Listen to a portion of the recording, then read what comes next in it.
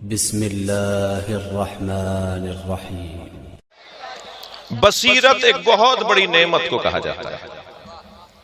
اس جگہ بیٹھنے والوں کی دید تبدیل کروائی جاتی ہے۔ میں جملہ پھر تکرار کر رہا ہوں، اس جگہ بیٹھنے والوں کی دید تبدیل کروائی جاتی ہے۔ ہمیں حسین ایسا چاہتے ہیں کہ نہ کبھی دھوکہ دیں اور نہ کبھی دھوکہ کھائیں۔ میں اور آپ ایک مشترکہ کیفیت میں اس وقت ہیں۔ ہم سب کپڑے پہنے بیٹھے ہیں اور کپڑوں کو عربی زبان میں لباس کہتے ہیں، اور لباس کا لغت میں معنی ہے دھوکہ۔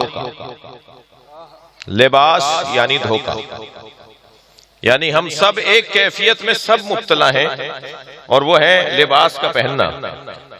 میں اور لفظ ہدیہ کر رہا ہوں، ہمارا بچہ جب دنیا میں آتا ہے نا تو ہم اپنے بچے کو پہلا تحفہ، دنیا کا پہلا تحفہ دھوکہ دیتے ہیں۔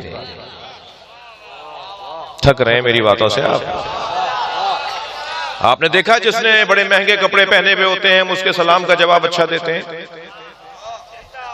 جی، جس کا کالر ادھڑا ہوا ہو، جس کا پائچہ پھٹا ہوا ہو، ہم اس کے سلام کا جواب نہیں دیتے۔ جو بڑی گاڑی سے اترتا ہے ہم اسے امیر سمجھتے ہیں، جو سائیکل پہ آتا ہے اسے ہم حقیر جانتے ہیں۔ تو دھوکہ ہو رہا ہے یا نہیں ہو رہا؟ جس کا گھر بڑا ہوتا ہے وہ بڑا آدمی ہوتا ہے، جس کا گھر جھونپڑی کا ہوتا ہے، جھونپڑی ہوتی ہے، اسے ہم چھوٹا سمجھ رہے ہوتے ہیں۔ دھوکہ ہو رہا ہے یا نہیں ہو رہا؟ بہت سارے لوگوں کے کپڑوں میں کلف ہوتا ہے، کچھ لوگوں کی گردنوں میں بھی کلف ہوتا ہے۔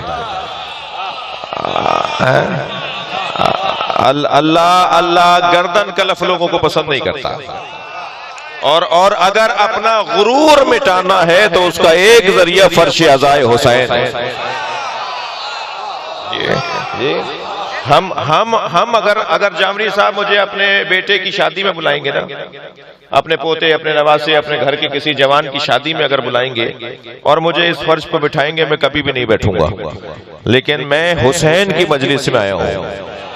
مجلس یعنی ذات کی نفی، مجلس یعنی اپنی ذات سے ہاتھ اٹھانا۔ وہ حسین ہی نہیں ہو سکتا جو متکبر ہو، اس لیے کہ ہم تو روزانہ صبح شام مجلس میں بیٹھ کر اپنی ذات کی نفی کر رہے ہوتے ہیں۔